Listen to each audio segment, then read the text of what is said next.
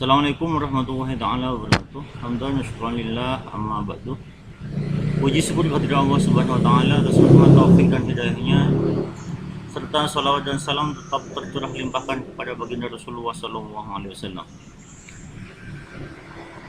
Pada kesempatan kali ini saya akan mempresentasikan makalah saya tentang kebijakan tax amnesty atau kebijakan amnesti pajak, sisi negatif dan keberhasilannya di era pemerintahan Jokowi.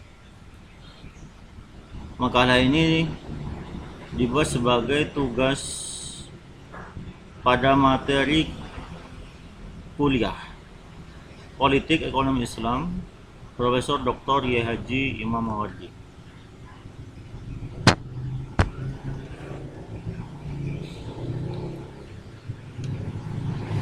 Baik, kita mulai dari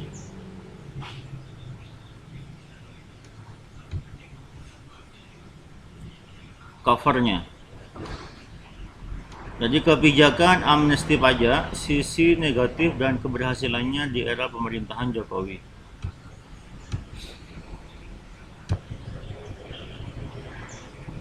Latar belakang.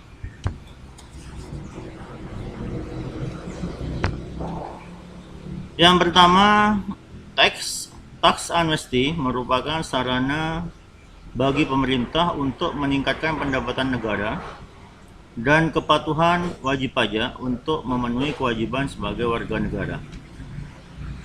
Yang kedua, kebijakan tax amnesty dilakukan di Indonesia pertama kalinya di era Soekarno pada tahun 1964 dengan tujuan untuk mengembalikan dana revolusi pada waktu itu. Pada tataran implementasi,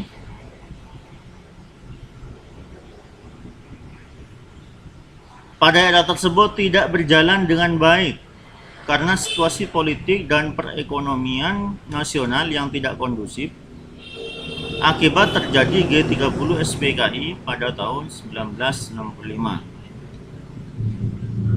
Yang ketiga, pada latar belakang, pada era Orde Baru, kebijakan tax amnesty diberlakukan kembali, jadi pada tahun 84. Namun kegagalan tetap terulang kembali karena adanya perubahan sistem pungutan pajak dari official assessment system, besaran jumlah pajak ditentukan oleh pemerintah, ke self assessment system, besaran jumlah pajak yang ditentukan sepenuhnya oleh wajib pajak, sehingga diduga terjadi malpraktik pelaporan jumlah aset wajib pajak yang tidak sesuai dengan mestinya. Yang keempat, pada tahun 2016, Presiden Jokowi mengesahkan Undang-Undang Tax Amnesty nomor 11 tahun 2016 tentang pengampunan pajak. Dalam undang-undang ini juga disebutkan wajib pajak hanya perlu mengungkap harta dan membayar tebusan pajak sebagai pajak pengampunan atas harta yang selama ini tidak pernah dilaporkan. Terus yang kelima, pidatonya. Jadi Presiden Joko Widodo dalam pidatonya yang disampaikan pada rapat paripurna DPR RI di gedung MPR RI Kamis 16 Agustus 2018 kala itu menyatakan bahwa Indonesia telah berhasil melaksanakan program tersebut yang dinilai telah menjadi awal dari era baru kepatuhan perpajakan di tanah air yang tidak lepas dari perbaikan kinerja perpajakan melalui kebijakannya, strategi perpajakan, dan implementasi reformasi pajak yang berkelanjutan serta didukung oleh peningkatan kepatuhan bagi wajib pajak. Yang berikutnya adalah tentang fokus masalah atau rumusan masalah. Implementasi kebijakan yang berkaitan dengan pengampunan pajak merupakan salah satu agenda reformasi di bidang perpajakan di Indonesia yang sudah dilakukan pada tahun 2016. Walaupun tax amnesty ini sudah dilakukan beberapa kali, namun keberhasilannya belum dirasakan pada tahun-tahun sebelumnya. Maka rumusan masalah yang saya ambil pada makalah ini adalah Bagaimana sisi negatif dan keberhasilan kebijakan tax amnesty di era pemerintahan Jokowi pada tahun 2016 dan 2017?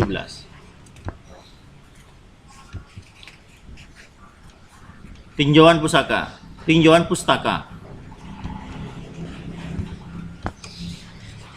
Yang pertama kita akan kupas tentang definisi pajak. Jadi definisi pajak menurut Broto Diharjo mendefinisikan sebagai iuran yang wajib dibayar oleh wajib pajak sesuai dengan peraturan yang berlaku untuk belanja negara. Yang kedua, menurut Undang-Undang Nomor 28 Tahun 2007 adalah kontribusi wajib bagi pribadi atau badan di mana manfaatnya tidak diterima secara langsung dan bersifat memaksa serta dapat dipergunakan semaksimalnya untuk keperluan rakyat.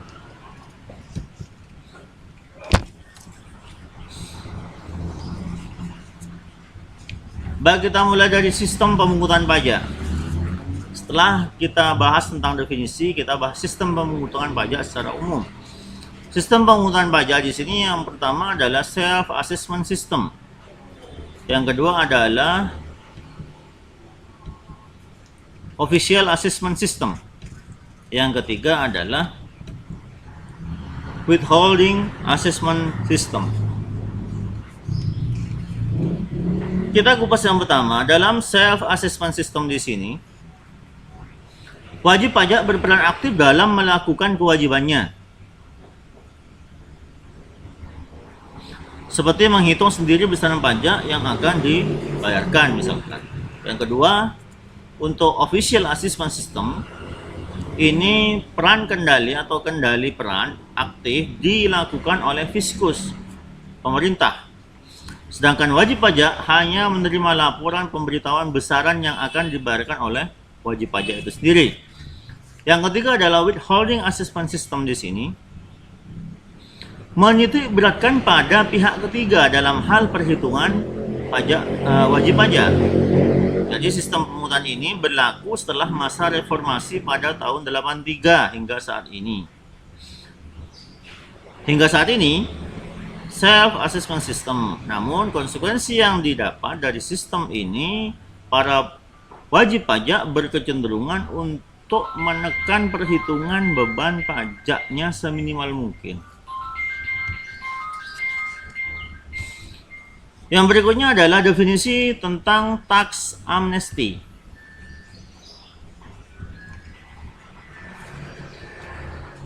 Amnesty berasal dari bahasa Yunani, amnestia, berarti pernyataan untuk meniadakan hukum pidana yang timbul dari tindakan pidana tersebut. Amnesti juga berarti lupa, atau amnestos yang memiliki arti melupakan suatu kejadian yang berlalu. Dari beberapa referensi lainnya, menurut Baer dan Leborgen, dalam bukunya Tax Amnesty, Theory, Trend, and Some Alternatives, mengatakan selain memberikan pengampunan untuk sanksi administrasi dan sanksi pidana, serta dapat juga diberikan kepada pelapor sukarela data kekayaan WP atau wajib pajak yang belum dilaporkan. Yang berikutnya adalah menurut Undang-Undang Pengampunan Pajak 2016, tax amnesty adalah penghapusan pajak yang harusnya terutang, tidak dikenai sanksi administrasi perpajakan dan sanksi pidana di bidang perpajakan dengan cara mengungkap harta dan membayar uang tebusan. Jadi intinya di sini menurut hemat kami bahwa tax amnesty merupakan istilah yang terkait dengan pengampunan pajak bagi wajib pajak yang lalai dalam menunaikan kewajibannya selaku wajib pajak dengan mengeliminasi sanksi administrasi dan sanksi pidananya.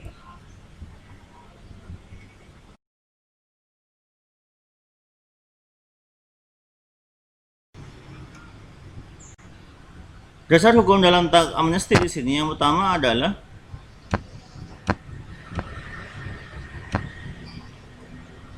Undang-Undang RI Nomor 11 Tahun 2016 tentang pengampunan pajak. Yang kedua adalah Permen KU Nomor 118 PMK 03 Garing 2016 tentang pelaksanaan Undang-Undang Nomor 11 Tahun 2016 tentang pengampunan pajak.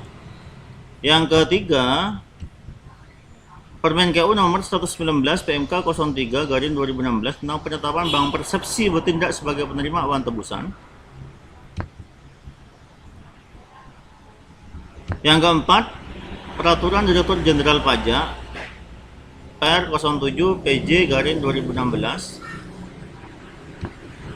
Yang kelima, surat edaran Direktur Jenderal Pajak nomor SE 30 PJ 2016.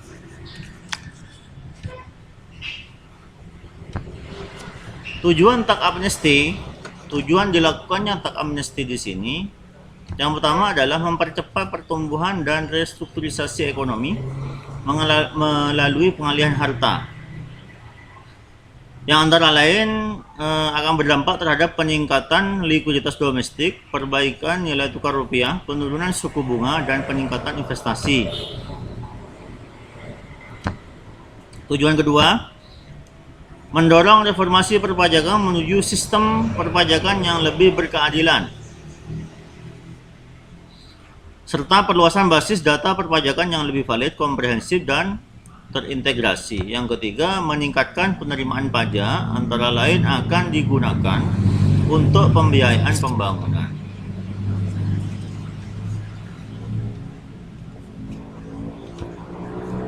Berikutnya tentang pertimbangan dilakukannya tax amnesty. Yang pertama, underground economy. Jadi menurut Devano dan Rahayu, beberapa hal yang menjadi pertimbangan pemerintah dalam penerapan tax amnesty di sini. Yang pertama adalah underground economy, yang kedua adalah capital exodus ilegal, yang ketiga adalah rekayasa transaksi keuangan. Underground economy di sini jadi bisa dikatakan bahwa underground itu ekonomi bawah tanah ya. Ekonomi bawah tanahnya tidak pernah dilaporkan sebagai penghasilan dalam formulir surat SPT, sehingga masuk dalam kriteria penyelundupan pajak atau tax evasion.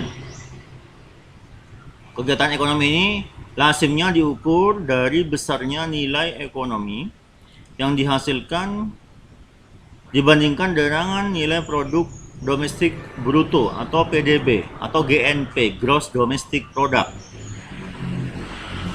Yang kedua adalah capital exodus ilegal. Di sini kebijakan tax amnesty adalah upaya terakhir pemerintahan mengalami kesulitan mengenakan pajak atas dana atau modal yang telah dibawa atau diparkir di luar negeri. Biasanya perangkat hukum domestik yang ada itu memiliki keterbatasan sehingga tidak dapat menjangkau wajib pajak yang secara ilegal menyimpan dananya di luar negeri. Itu untuk yang capital exodus ilegal. Untuk yang rekayasa transaksi keuangan, jadi rekayasa transaksi keuangan mengakibatkan kehilangan potensi pada penerimaan pajak. Kenapa kok seperti itu? Misalkan kemajuan infrastruktur misalkan dan instrumen keuangan internasional yang disebut sebagai tax haven countries telah mendorong perusahaan besar melakukan illegal profit shifting ke luar negeri dengan cara melakukan rekayasa transaksi keuangan. Setelah itu keuntungan yang dibawa ke luar negeri sebagian masuk kembali ke Indonesia dalam bentuk pinjaman luar negeri atau investasi asing. Itu rekayasa transaksi keuangan. Yang berikutnya tentang subjek tax amnesty.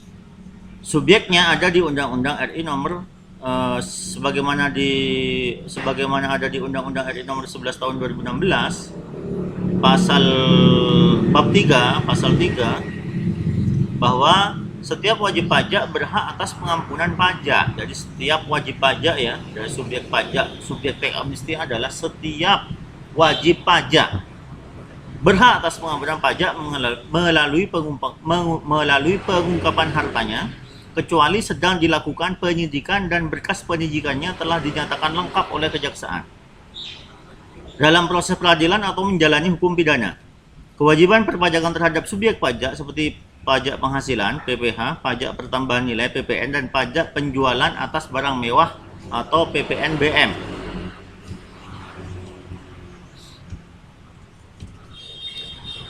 Yang berikutnya adalah tentang periode tax amnesty. Periode tax amnesty yang pertama, periode pertama oleh pemerintah itu dibagi menjadi 3 periode. Periode pertama 28 Juni 2016 hingga 30 September 2016. Periode 2 1 Oktober 2016 hingga 31 Desember 2016. Periode ketiga 1 Januari 2017 hingga 31 Maret 2017. Yang berikutnya adalah tarifnya. Tarif tax amnesty. Setiap tarif berbeda-beda. Periode 1 2%, kedua 3%, periode ketiga 5% untuk pengungkapan harta yang berada dalam negeri atau repatriasi. Jadi pengalihan dari luar negeri dengan waktu minimal 3 tahun.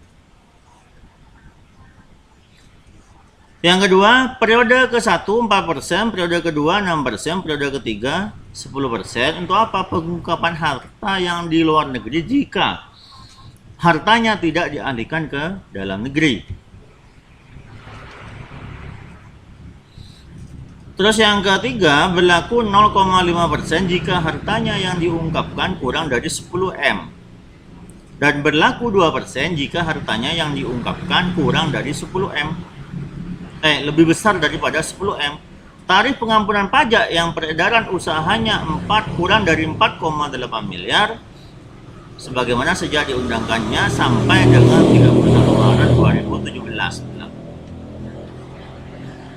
Yang berikutnya adalah tipe atau model tax amnesty. Menurut Scheuer, ada 5 tipe atau model. Yang pertama, filing amnesty, record keeping amnesty, revision amnesty, yang keempat, investigation amnesty, yang kelima adalah prosecution amnesty. Yang pertama adalah filing amnesty. Di sini pengampunan pajak itu diberikan dengan cara menghapuskan sanksi bagi wajib pajak yang terdaftar yang sudah mengisi dan melaporkan SPT-nya. Yang kedua tentang record keeping amnesty, penghapusan sanksi pajak bagi wajib pajak yang dokumennya hilang dan nantinya bersedia memelihara dokumen perpajakannya. Yang ketiga, revision amnesty di sini sebagai sebagai suatu kesempatan yang diberikan kepada wajib pajak untuk memperbaiki SPT yang di masa lalu tanpa dikenakan sanksi atau diberikan pengurangan waktu. Terus yang keempat, untuk investigation amnesty di sini pengampunan yang menjanjikan kepada wajib pajak bahwa fokus atau fiskus pemerintah tidak akan menyelidiki sumber penghasilan yang dilaporkan pada tahun-tahun tertentu dan terdapat sejumlah uang pengampunan atau amnesty fee yang harus dibayar. Yang kelima adalah prosecution amnesty. Di sini pengampunan yang memberikan penghapusan tindak pidana bagi wajib pajak yang melanggar undang-undang perpajakan. Sanksi dihapuskannya dengan sanksi dihapuskan dengan membayarkan sejumlah kompensasi di sini. Jadi catatan kami di sini adalah bahwa tax amnesty di Indonesia itu dilaksanakan dengan jenis investigasi atau investigation amnesty pada model yang keempat dari tipe Scheuer.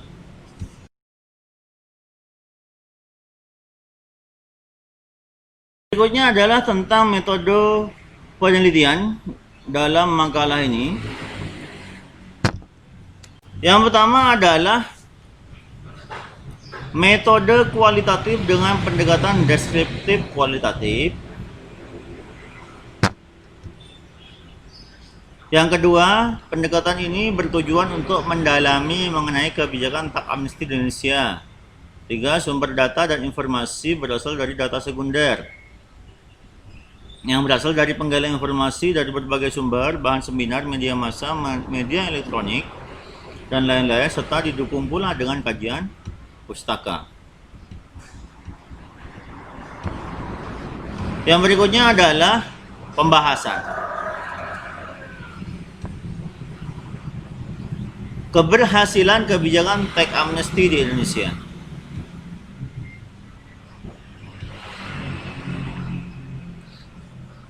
Oke, jumlah peserta pengampunan pajak teks amnesti.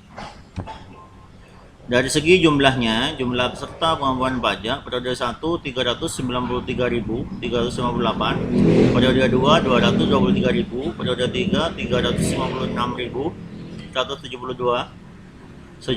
Jumlah totalnya sekitar periode 1 hingga 3 972.530.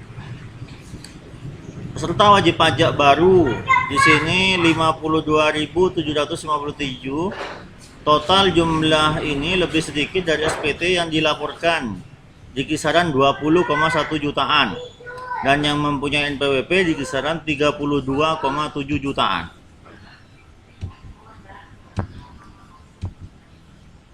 Yang kedua adalah dari target dan perolehan teks amnesti.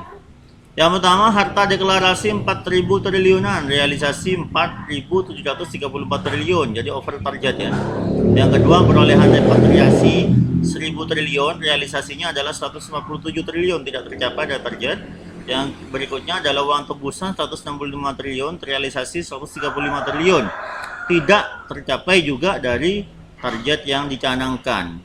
Cuman pada poin C ini merupakan jadi uang 135 triliun dari tebusan ini merupakan yang terbesar di antara negara-negara dunia yang mengikuti program tax amnesty pada waktu itu. Jadi seperti ini sebarannya. Jadi kita ranking ya, ranking dari ranking yang teratas dan yang tersedikit. Dari 9 ya, 9 the best pada waktu itu.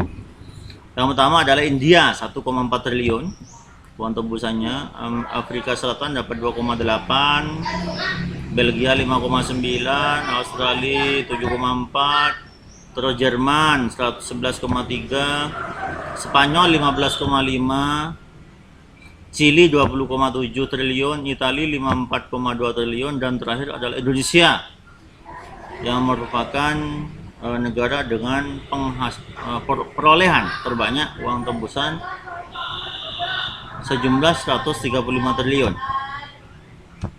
Yang berikutnya adalah selain kita bahas tentang keberhasilannya, juga kita kegagalannya. Pasti kegagalan kebijakan tax amnesty di Indonesia dari beberapa pakar. Yang pertama disampaikan oleh Rizal Ramli, ekonom senior Indonesia di sini. Beliau menilai kegagalan kebijakan tax amnesty di sini terkait penurunan rasio pajaknya dari 9,20% menjadi 8,47% di tahun 2015 dan 2017 itu menurun. Terus menurut Muhammad Reza Hanif itu ada 4 poin. Yang pertama adalah kegagalan dari mandat undang-undang tax amnesty itu sendiri. Jadi pendapatnya terhadap tujuan dalam pasal 2 ayat 2 sesuai dengan tujuan tax amnesty ini tidak tercapai. Itu tentang percepatan pertumbuhan dan restrukturisasi ekonomi, reformasi perpajakan, peningkatan penerimaan perpajakan. Yang kedua, uji repatriasi terhadap variabel likuiditas dan nilai tukar itu tidak berpengaruh secara signifikan. Variabel-variabel tersebut cenderung terpengaruh oleh kondisi global dan daya saing investasi. Yang ketiga, tidak optimalnya dalam penambahan database wajib pajak baru dikarenakan masih minimnya WP yang terdata pada periode ke-1 hingga periode ke-3. Yang keempat adalah tebusan 135 triliun itu tidak sesuai dengan target, mengakibatkan semakin defisitnya APBN dalam perubahan pada tahun 2016. Yang berikutnya adalah sisi negatif implementasi dari tax amnesty itu sendiri apa saja. Yang pertama, rasa ketidakadilan bagi wajib pajak yang taat pajak.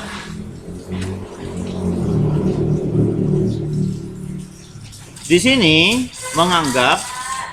bagi wajib pajak taat pajak menganggap kebijakan taat amnesti sebagai kebijakan yang tidak adil Karena yang tidak bisa mendapatkan manfaat lebih dari yang patuh pajak, dari yang patuh pajak.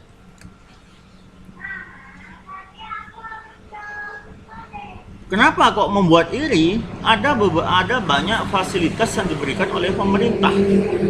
Antara lain berupa penghapusan pajak terutang, misalkan penghapusan sanksi administrasi perpajakan, juga penghentian pemeriksaan pajak berupa pemeriksaan bukti permulaan penyidikan pidana perpajakan misalkan, dan lain sebagainya. Yang berikutnya adalah menimbulkan, jadi sikap ketidaktaatan dalam kedisiplinan membayar pajak. Ada dua alasan yang kami ajukan di sini. Yang diajukan di sini yang pertama adalah kepatuhan wajib pajak harus disertai kepastian dan penegakan hukum yang jelas dan sanksi yang melekat. Makanya wajib pajak jangan terlalu dimanjakan dengan kebijakan tax amnesty yang kecenderungannya membuat wajib pajak tidak patuh dalam membayar pajak.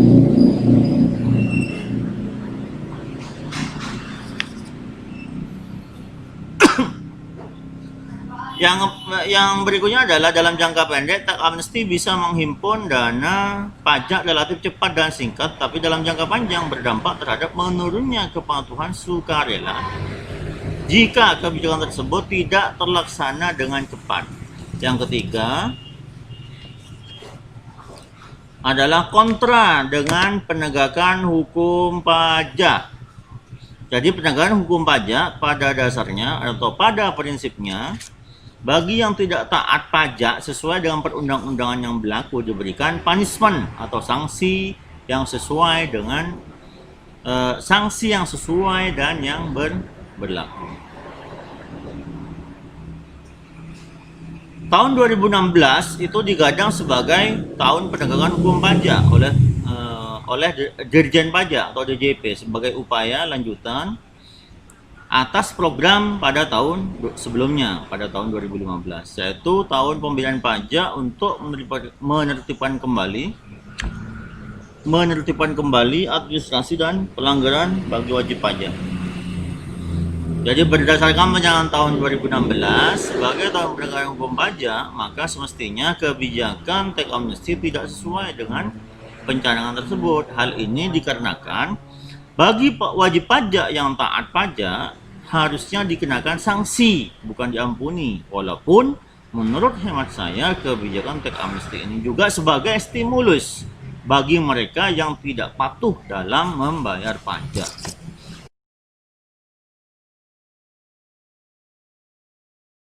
Kesimpulan yang bisa saya ambil dari kebijakan tax amnesty di era Jokowi ini, yang pertama adalah meskipun beberapa pengamat menyatakan bahwa kebijakan tax amnesty jilid 1 di era Jokowi mengalami suatu kegagalan, tapi pada tataran implementasinya tax amnesty yang dilakukan oleh pemerintah Jokowi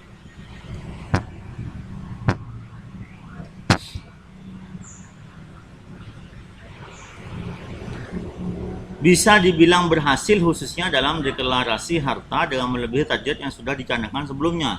Jadi dari 4.000 triliun menjadi 4.735 triliun. Meskipun dua target lainnya belum tercapai, yaitu penghimpunan dana, repatriasi, dan uang tebusan, tetapi penghimpunan uang tebusan yang didapat sebesar 135 triliun menjadikan Indonesia paling sukses dalam menjalankan kebijakan tax amnesty dari beberapa negara di dunia, seperti India, Afrika, Belgia, Australia, Jerman, Spanyol, Chili, Italia, dan sebagainya. Beberapa sisi negatif dari kebijakan tax amnesty yang pertama adalah dapat menimbulkan rasa ketidakadilan bagi wajib pajak yang patuh. Yang kedua adalah dapat menimbulkan rasa ketidakpatuhan bagi wajib pajak karena merasa lebih berat merasa lebih berat secara nominal dalam membayar pajak reguler daripada membayar pajak saat kebijakan tax amnesty. Yang C, wajib pajak yang tidak patuh seharusnya diberi sanksi, bukan diampuni. Baik, sekian dulu presentasi dari saya dalam suasana yang masih fitri ini, di hari raya Idul Fitri 1441 Hijriah ini, saya mohon maaf lahir batin. Taqabbalallahu minna wa minkum, siyamana wa siyamakum, wal afu minkum. Assalamualaikum warahmatullahi wabarakatuh.